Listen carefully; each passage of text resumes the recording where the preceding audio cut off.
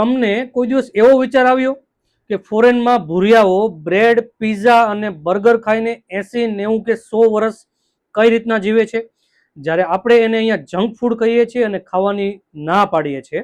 આપણે ઘરનું જ ખાવા છતાં ડાયાબિટીસ અને હૃદય રોગના દર્દી બની રહ્યા છે. આ માટેના મેઇન 3 કારણો છે.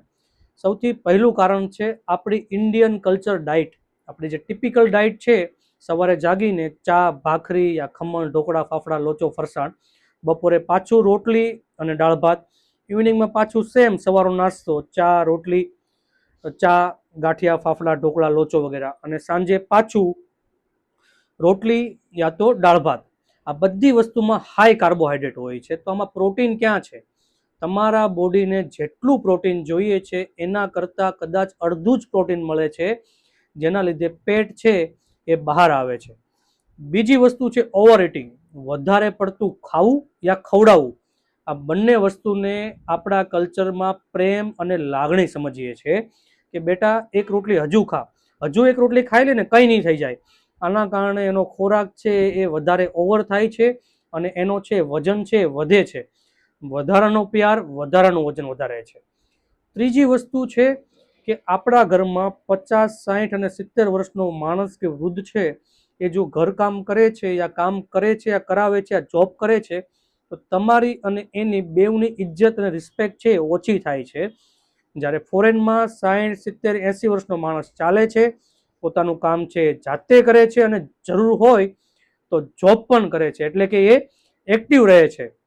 જ્યારે આપણે અહીંયા એવું નથી. એક મશીન છે એને તમે 10-20 વર્ષ પછી બંધ રાખો, એક્ટિવ ના રાખો તો એ કોઈ દિવસ ચાલુ થતું નથી, અને આ એક સિરિયસ પ્રોબ્લેમ છે.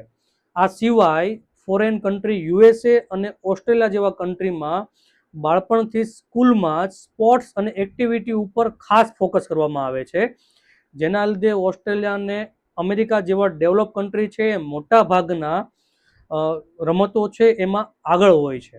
જ્યારે આપણે ઇન્ડિયામાં સ્કૂલમાં જો સ્પોર્ટ્સ પીરિયડ હોય ને તો એને ફ્રી પીરિયડ સમજવામાં આવે કે આરામ.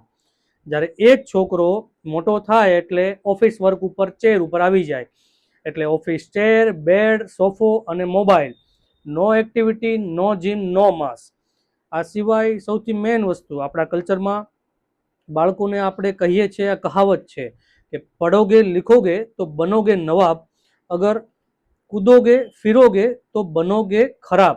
એનો મતલબ એવો છે કે તમે જો ખાલી તમે સારું એજ્યુકેશન લેશો, સારું ભણશો, તમે નવાબ બનશો, અને જો તમે રમશો, કૂદશો, દોડશો તો તમે ખરાબ બનશો. પણ આ વાત ખોટી છે. એજ્યુકેશનનું જેટલું મહત્ત્વ છે એટલું જ મહત્ત્વ સ્પોર્ટ્સ, એક્ટિવિટી અને તમારી ફિઝિકલ હેલ્થનું પણ એટલું જ મહત્ત્વ છે.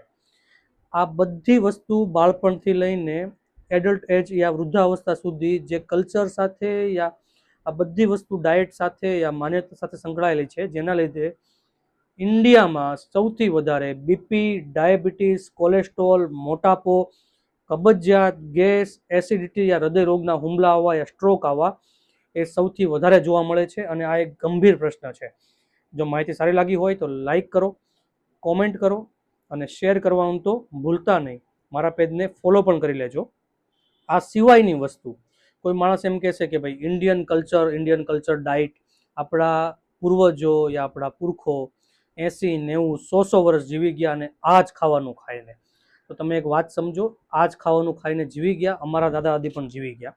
એનું મેઇન કારણ હતું એ ગામડે રહેતા, શુદ્ધ હવા હતી, શુદ્ધ ખોરાક હતો, નીચે બેસીને કામ કરતા, ઊભા રહીને કામ કરતા, ઉચકીને વાડીએ પણ જતા અને પાછા આવતા પણ, અને 7 વાગ્યા પહેલાં જમી લેતા, 8 વાગ્યા પહેલાં સૂઈ જતા, સૂર્યની સાથે જાગી જતા, જે બધું અત્યારની લાઈફસ્ટાઈલ સિટી લાઈફમાં શક્ય નથી.